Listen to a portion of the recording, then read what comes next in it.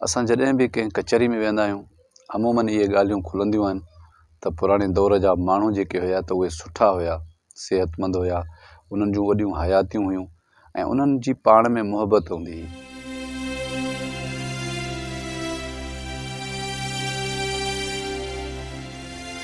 बिस्मिल्लाह रहमान रहीम। शहज़ाद उमरानी तरफ़ां सिक भरियो सलाम क़बूल पए।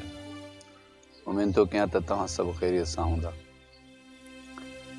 असां जॾहिं बि कंहिं कचहरी में वेंदा आहियूं अमूमन इहे ॻाल्हियूं खुलंदियूं आहिनि त पुराणे दौर जा माण्हू जेके हुया त उहे सुठा हुया, सेहतमंद हुया, उन्हनि जूं वॾियूं हयातियूं हुयूं ऐं उन्हनि जी पाण में मुहबत हूंदी हुई। ऐं हाणे वारे दौर ॾे ॾिसूं था त भाउ भाउ खां बेज़ार आहे, बीमारियूं बि घणियूं आहिनि ऐं माण्हू कमज़ोर बि आहिनि। अहिड़ो ई हिकिड़ो वीडियो आहे, तव्हां सां शेयर थो कयां, उमेद त तव्हांखे पसंदि ईंदो। हिकिड़ो माण्हू घोड़े ते चढ़ी कंहिं रस्ते सां वञे पियो त उनखे पेशाब जो ख़्यालु थियो। उहो घोड़े तां लथो, ॾिठईं त कुझु माण्हू बीठा आहिनि, वरी पंहिंजे हया जे करे उहो घोड़े ते चढ़ियो ऐं रवानो थियो। उन पेशाब न कयो त हिकिड़ो माण्हू हिनखे ॾिसे पियो त हिकिड़ो माण्हू आयो आहे जेको ॿनी ते कमु पियो करे। उन ॾिठो त ही घोड़े ते हमरा आयो आहे, लथो आहे, वरी घोड़े ते चढ़ी वञे थो। उन ॿनीअ जो विच कंदे अची बंध ते चढ़ियो, ॾिठईं त उहो हमरा का साइड वठी पेशाब थो करे।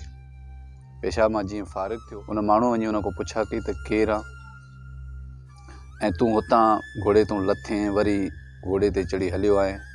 उन ॿुधायो त मां पेशाब मूंखे लॻो हुयो, पर कुझु माण्हू जो ॾिठुमि त उनजे पंहिंजे हया जे करे मां वरी अॻिते अची पेशाब कयो। उन माण्हू उनखे थप हईं, मुंहं में भरे हिकिड़ी थप हईं त उहो माण्हू त परेशान थी वियो। उन चयो त मुंहिंजी ग़लती बि कोन्हे, पंहिंजो हया कयो, माण्हुनि जो ख़्यालु कयो, हिन मूंखे थप छो हईं? घोड़े वारे हमरा ॿुधायो त शायदि तो मूंखे सुञातो कोन, तूं ज़रूरु बीमार थींदे, मुंहिंजे वालिद साहब वटि ईंदे, मां लुकमान हकीम जो पुटु आहियां। ईअं ई हिन घोड़े वारे हमरा हिनखे ॿुधायो त भर करे हिन ॿी थप बि हुनखे हईं। हुन चयो तूं पंहिंजे पीउ खे ॿुधाइजांइ त मां सुबुह जो रोज़ानो हफ़्ते में हिकिड़ो दफ़ो 6 महीने ऐं 12 महीने मुंहिंजो नियापो ॾिजांसि। उहो लुकमान हकीम वारो पुटु जेको हो त उहो सिधो आयो पंहिंजे पीउ वटि, हाल वाल कयईं, हिकिड़ी जॻह ते मां लथो आहियां पेशाब जे लाइ, वरी माण्हू ॾिठुमि त वरी हया करे वरी मां अॻिते अची पेशाब कयो। हिकिड़ो माण्हू आयो, उन मूंखे थप हईं त लुकमान हकीम खे कावड़ लॻी त चईं जॾहिं मां हुनखे ॿुधायो त मां लुकमान हकीम जो पुटु आहियां, वरी उन मूंखे ॿी थप हईं। लुकमान हकीम खे कावड़ आई। लुकमान हकीम ॿुधायो त तो मुंहिंजो ॿुधायसि त तूं मुंहिंजो पुटु आहीं, पोइ बि तोखे थप हईं? चईं हा।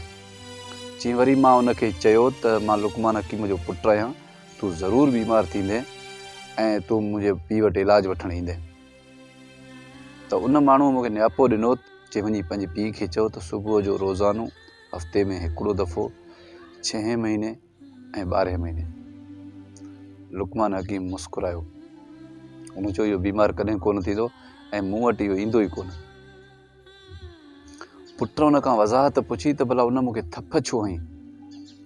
उन चयो त थप तोखे इन जे करे हईं त तूं पेशाब जे करे बीठें, वरी माण्हुनि जो ख़्यालु करे अॻिते आएं त पेशाब तो रोकियो, उहो ॼाणूकार हुयो, इन जे करे तोखे उन थप हईं। त पेशाब ज़हर आहे जेको जिस्म में कुझु टाइम पेशाब अचण जो ख़्यालु थियण जे खां पोइ जेको पेशाब थींदो आहे, लहंदो आहे हेठि मसाने में, त उहो ज़हर थी वेंदो आहे, जिस्म में ज़हर फैलिजी वेंदो आहे।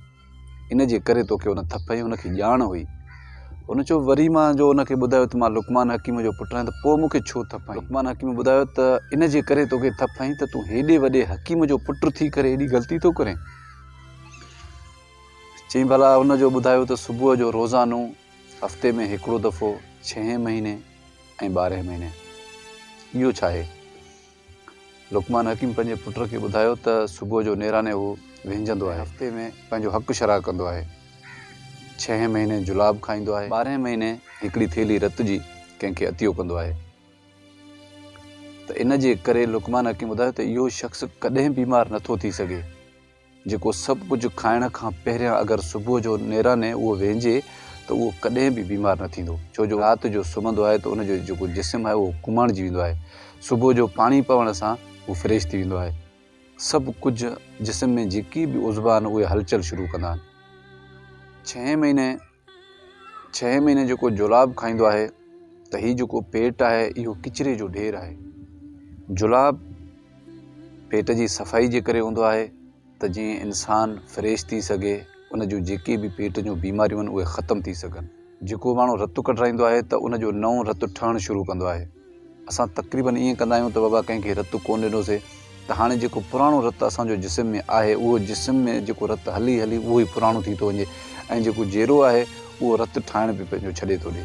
पोइ इंसान में इहे बीमारियूं पैदा थींदियूं आहिनि। दोस्तो, हिन सॼी कहाणी जो हिकिड़ो मक़सदु इहो आहे त असां वटि कंहिं शइ जी लिमिट कोन्हे। असां वटि बीमारियूं वधीक आहिनि, असां वटि चांहि जो जेको मर्ज़ु आहे, नेराने असां चांहि पीअंदा आहियूं, असां वटि खाधनि पीतनि में तक़रीबन 2 नंबरी आहे, असां वटि दवाऊं 2 नंबरी आहिनि। त इन जे करे असांजे अॼोके दौर जा माण्हू तमामु घणो बीमार आहिनि।